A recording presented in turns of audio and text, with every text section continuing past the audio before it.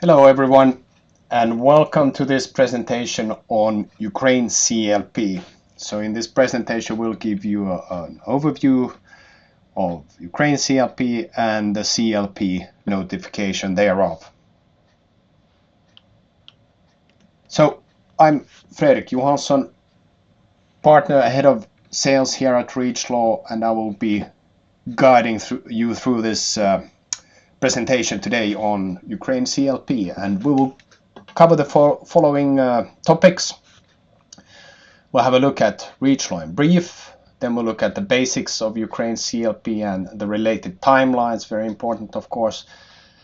We'll look at generally on the industry implications and on the annexes of Ukraine CLP, which are essentially identical to that of EU CLP. So if you know EU CLP, you are very well equipped to understand Ukraine CLP.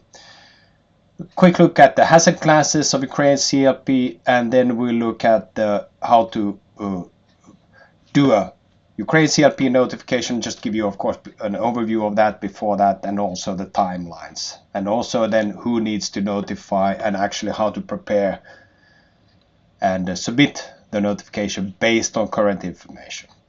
And at the end, how to get in touch with REACHLaw, so our contact details. So to begin with, REACHLaw in brief. So our focus and our locations are shown here on the slides. I will walk you through it, but in general we provide support for EU REACH and REACH-like chemical regulations globally, and this now of course also includes Ukraine REACH and Ukraine CLP, as of which the latter will be the topic of this presentation. So we have offices in all these countries, most of which have a REACH-like chemical regulation in place. So of course in the EU for EU REACH and CLP with a head office in Helsinki. For UK REACH and GB CLP we have our subsidiary in the UK and office in Manchester. We also have a small office in Belgium, albeit they focus more on specific IT solutions. Then we have an office also and a subsidiary in Turkey, in Istanbul, providing services pertaining to Turkey, KKD, IK, and SEA. So SEA is the local implementation of CLP in Turkey. Then we also have an office in Seoul in South Korea for K-REACH and K-OSHA purposes, and also an office in New Delhi in India, providing support for, amongst others, India BIS regulation, and later on, if ever India REACH enters into force, of course, we'll provide support for that. But other than that, the Indian office are mostly supporting local industry in India to comply with all these regulations. But as said, Ukraine REACH and CLP will be the focus of today.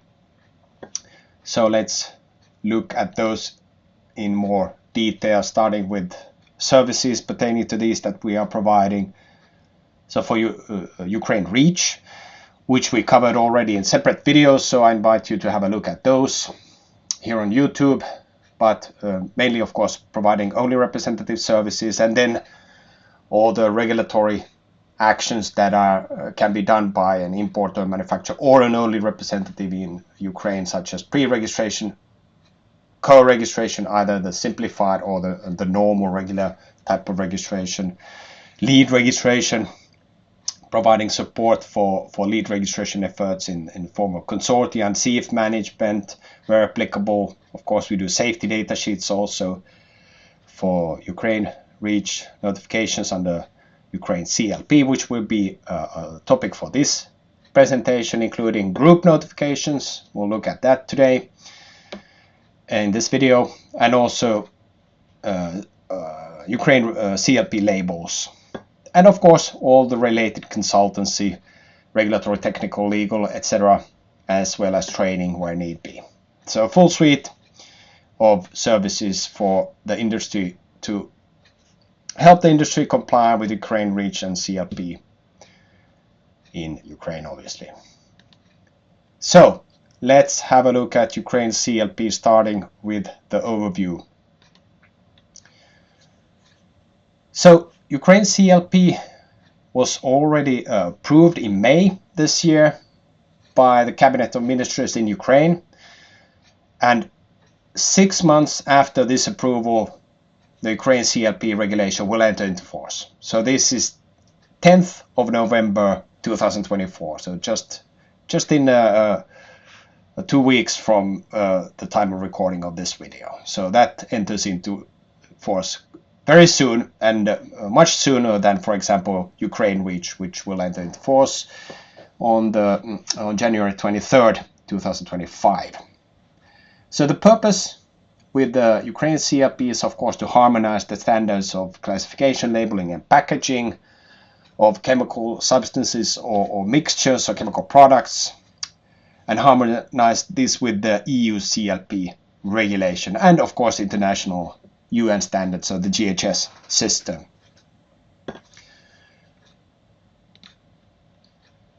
The industry implications are, of course, that all chemical products, whether they are substances as such or mixtures that are placed on the Ukrainian markets, must be classified, labeled, and packaged according to the requirements of Ukraine CLP. So this is the same, of course, as most CLP type regulations, and of course very similar to EU CLP.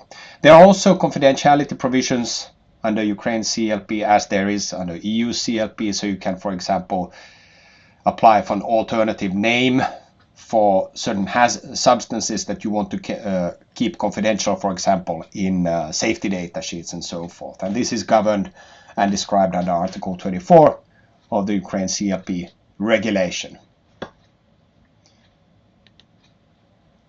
So if you look at the annexes, these are the same as, essentially the same, I would say essentially the same as under EU CLP, except that there's one additional annex. We'll come back to that. So Annex 1, 2, 3, 4, 5, 6, and 7, these are essentially identical.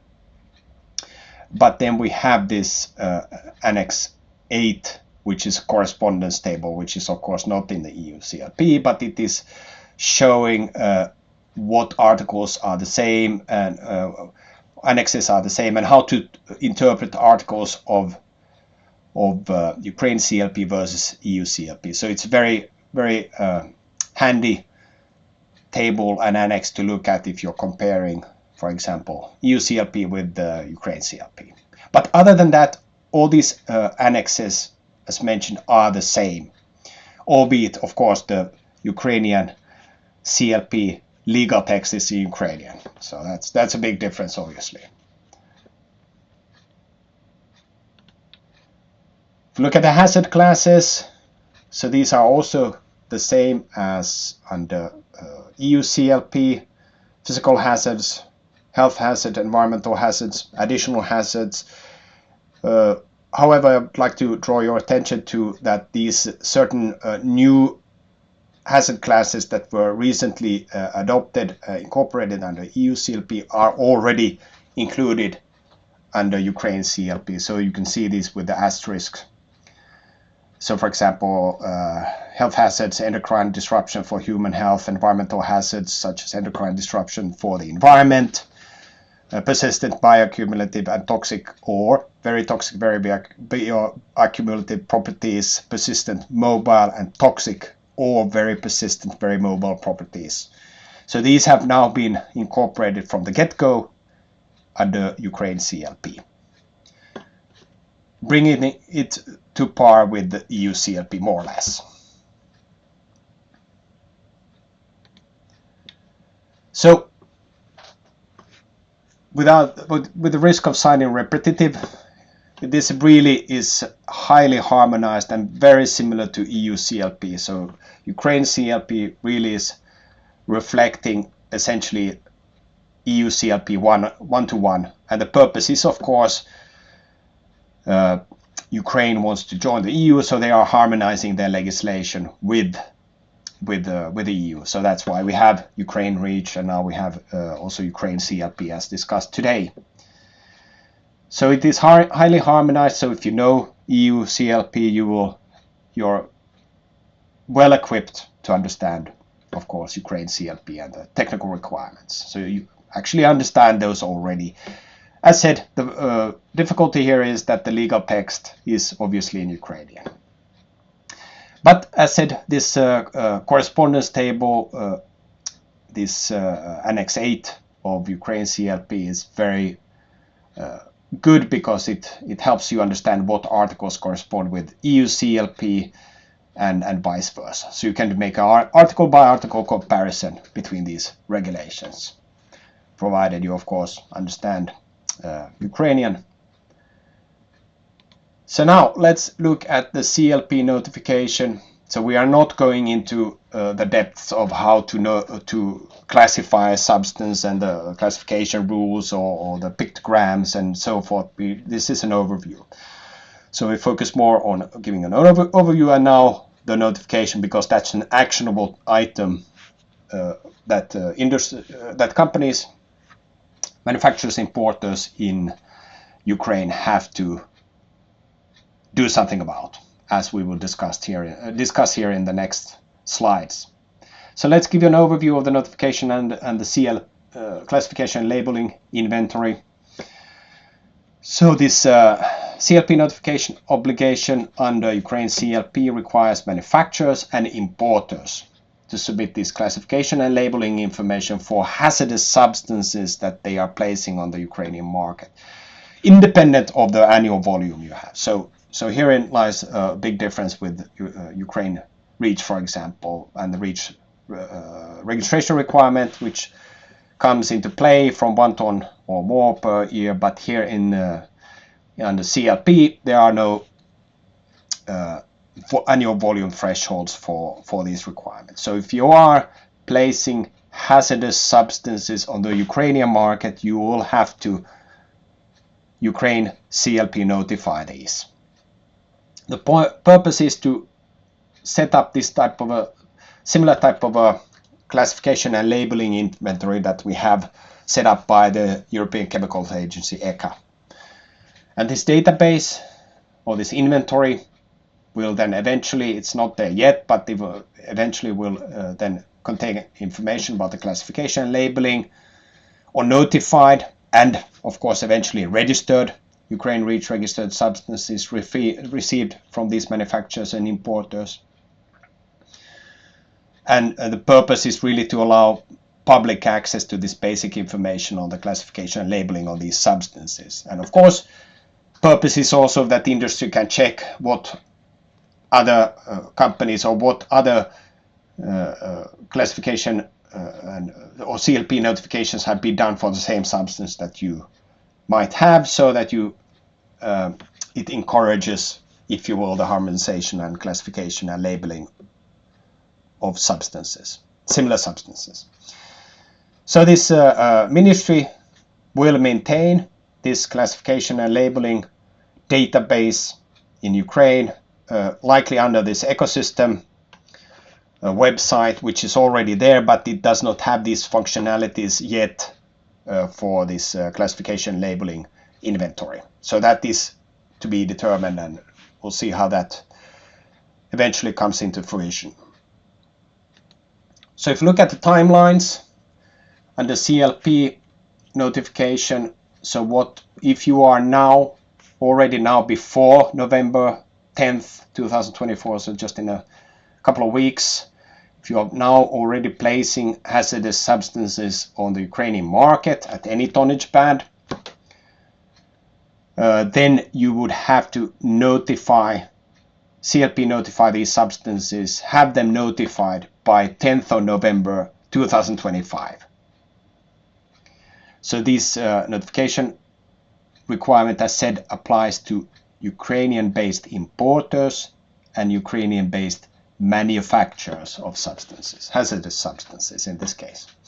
However, if you are then for the first time placing a hazardous substance regardless of the tonnage band after the entry into force of Ukraine CLP, so for example on the 11th of November or thereafter, then you will have to CLP notify within 30 days of first time placing on the Ukrainian market date. So if you would place this hazardous substance, or you are an importer in Ukraine, you import a hazardous substance on the 11th of November, then you have 30 days from that time to go ahead and submit your CLP notification for this substance. Furthermore, it's our understanding that unlike under EU REACH or Turkey KKDEIK, for example, non-hazardous substances subject to Ukraine REACH registration requirement do not need to be Ukraine CLP notified.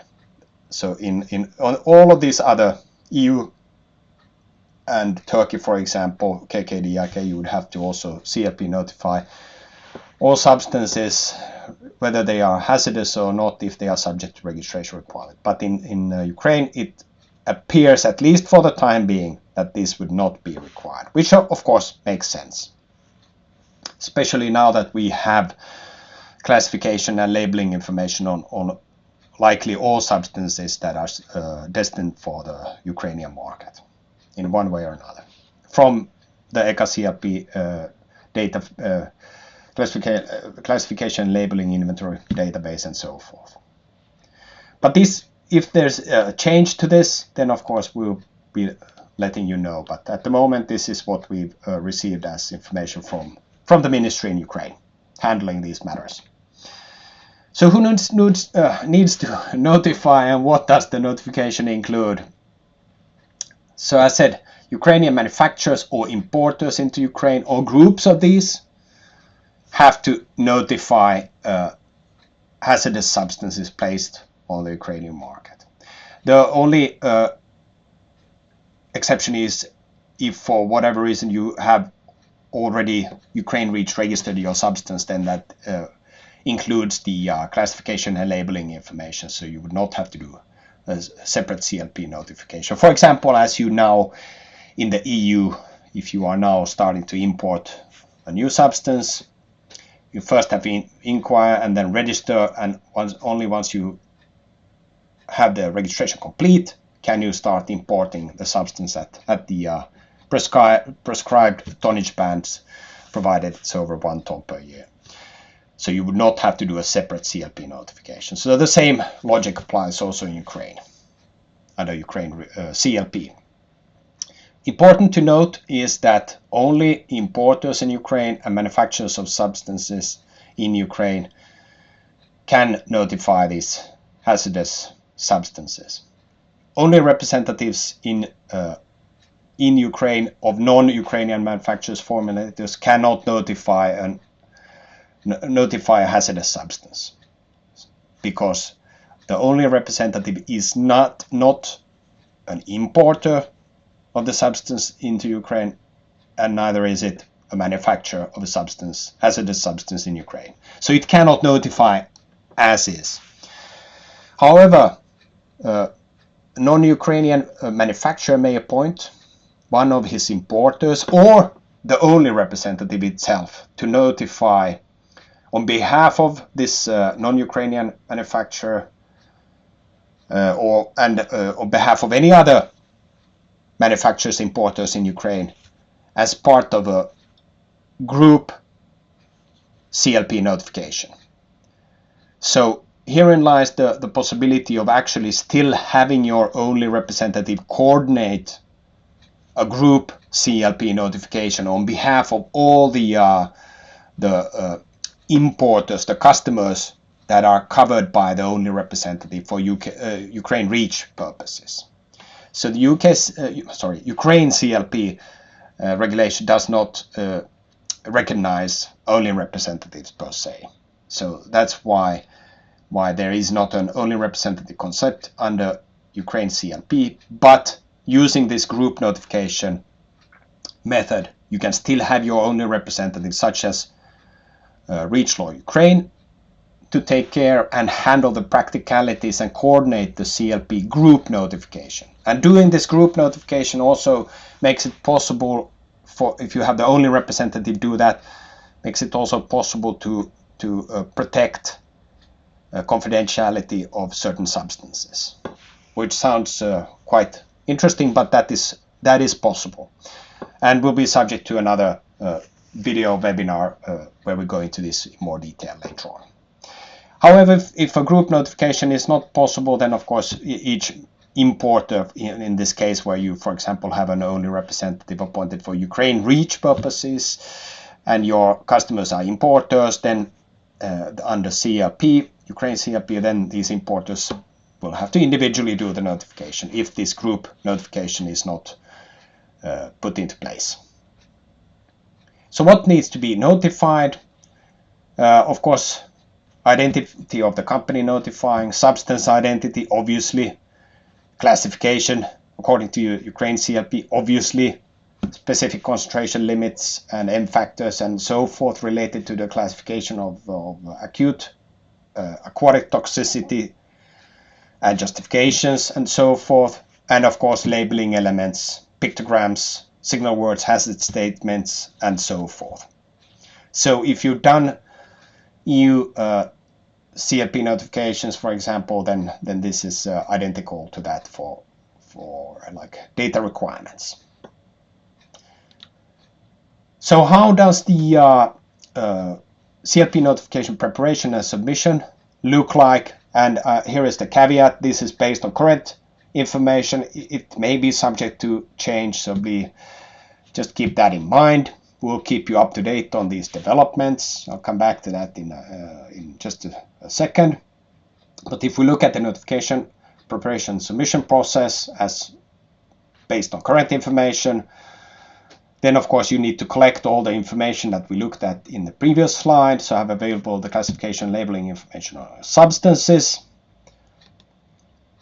Then as it looks now, albeit it may be quite a complicated Excel template, we're looking to that the Ukrainian ministry will provide a template that you can then populate, download from a website and populate with the information you have collected and check that all information is correctly entered, and then attach the populated Excel file to an email and send it to the designated email address.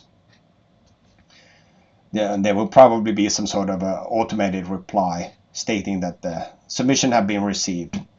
And if this is done as a group CLP notification, then I suspect this template here, you would also then identify what companies and what legal entities in Ukraine as manufacturers or importers would be part of that group notification. But as said, this remains to be determined. It is a bit speculative at this point in time. The point is, as it looks now, they will not have time to set up an IT system, a clever IT notification system, or even accept a Euclid like CLP notification dossiers and stuff like that. So this is based on current information. This would be a likely approach they will employ. So at some point, then this information will be published on the ecosystem website, including the classification and labeling information that you've notified as part of the CLP notification process. Very similar to the ECA classification and labeling inventory. But as said, this is not yet in place, and it will take time for the Ukrainian authorities to implement in practice. So we will follow these developments closely, especially of course the notification process, because that's a very actionable item, and we will provide updates as more details become available. So I invite you to if you're not already subscribed to our newsletter, then head over to reachlaw.fi and click subscribe and input your email address, and there may be some other information that is required, but being subscribed, you will then be notified of upcoming webinars where we cover this and other posts, newsletters. And also feel free to follow us on LinkedIn, because there we also post news about the regulatory developments of different regulations, including Ukraine CLP and Ukraine REACH, obviously. So if you have questions, if you need to comply with both Ukraine CLP and Ukraine REACH, please feel free to ask for support and reach out to REACHLaw for support and ask, for example, for quotation already. by contacting us at sales@reachlaw.fi. You will see our direct contact details also later on. But please let us know how we can help you. We're happy to help. As I said, we have an office and a subsidiary in Ukraine for these Ukraine REACH and CLP compliance support purposes. So we are happy to help. So last, our contact details. So my colleague Olesia Winterberg and me, Frederik Johanson, you will find our contact details on this slide. Feel free to reach out to us for any questions, and if you need a proposal for example, Ukraine CLP notification, group notifications, or Ukraine REACH only representative sports and so forth, please feel free to reach out, or if you have any questions, comments, and so forth. Happy to help. And with that, thank you very much for watching all the way to the end again, and I wish you a very great day. Bye bye.